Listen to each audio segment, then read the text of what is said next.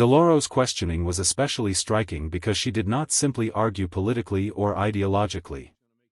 She came armed with numbers, program details, and specific consequences tied to the administration's proposed budget cuts.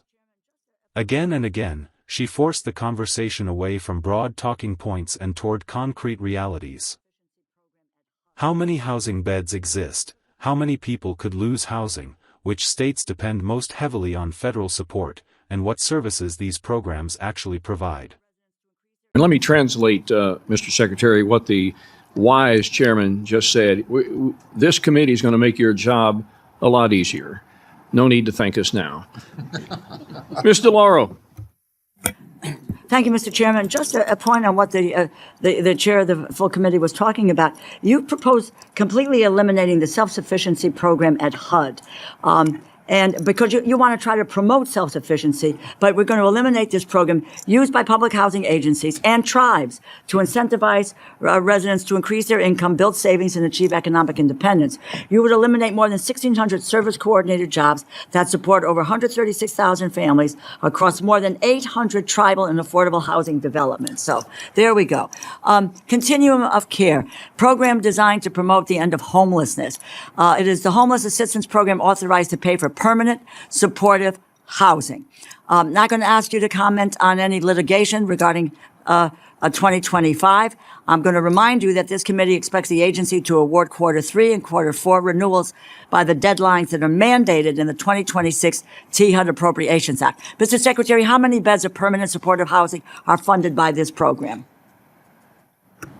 Well, thank you, Mr. Delauro. I really appreciate that. I need a number because I'm going to run out of time. The housing first model, as you said, and as I said before, is indeed a failed model. With all due respect. And we need to change the way that we approach homelessness. You don't know the answer to the question. The answer to the question is it's roughly 170,000 beds of permanent supportive housing funded by the program. How many permanent supportive housing beds are proposed to be eliminated in the fiscal year 2027 budget request?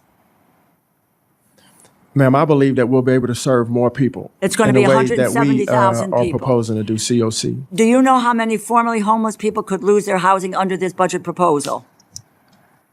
What are you saying? I'm asking you, what can you tell us?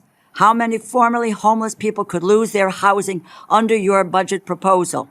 What I can say is that we'll be able to serve more people. Okay. It's estimated to be more than 217,000 people, including children, who currently rely on continuum of care funded housing that would not be continued under this proposal.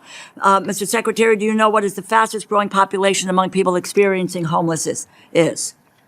Ma'am, what I do know is that we have record funding and we have Tell me about the fastest growing population among people experiencing homeless. This is your job to know I'm here that. to listen. My job is to make sure that we're actually serving the people that are homeless. Let me That's just my say, job. the answer is 146,000 seniors who are experiencing homelessness in the most recent data. As many as 40% of people assisted in permanent supportive housing funded by the Continuum of Care program are older adults who were formerly homeless and now have achieved some stability.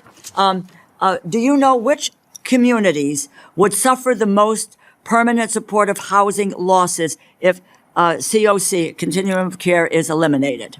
Well, ma'am, I think a lot of communities are suffering right now under the Housing First model, to be honest. Well, let me just answer the question. It is primarily rural and suburban communities where more than 50% of beds are paid for by federal dollars. Let me just tell you, my colleagues might be interested in this. In Oklahoma, 100% of permanent supportive housing beds are paid for by federal funds. 98% in Arizona, 98% in Montana, 82% in Kentucky and Indiana. So people can understand the supportive services component of supportive housing. Can you provide some examples of these supportive services? Well, ma'am, what I can provide is that when I came into HUD, I learned that we had almost 800,000 people that were homeless with record funding. Okay. And that the Housing First model was not taking care of this. Do you know what services? As Secretary, my job is how do we take care of more homeless people to get them treated and transformed? Tell us what services, so that you don't know the answer to that. It's case management, child care, employment assistance and job training, life skills training, mental health services, outpatient health services, substance abuse treatment services, transportation and utility deposits, permanent supportive houses, increases housing stability, decreases arrest and jail stays, decreases time spent homelessness or in shelters, decreases the use of the emergency room, increases outpatient mental health and addiction treatment, and frankly, most important, improves people's quality of life. You provide no evidence that your proposal will work, but we know for certain that you're going to push thousands of people out of stable housing, and it's just really unconscionable that communities will pay the price. Eliminating permanent supportive housing is foolish. It is more expensive in the long run, fails our most vulnerable constituents. I yield back.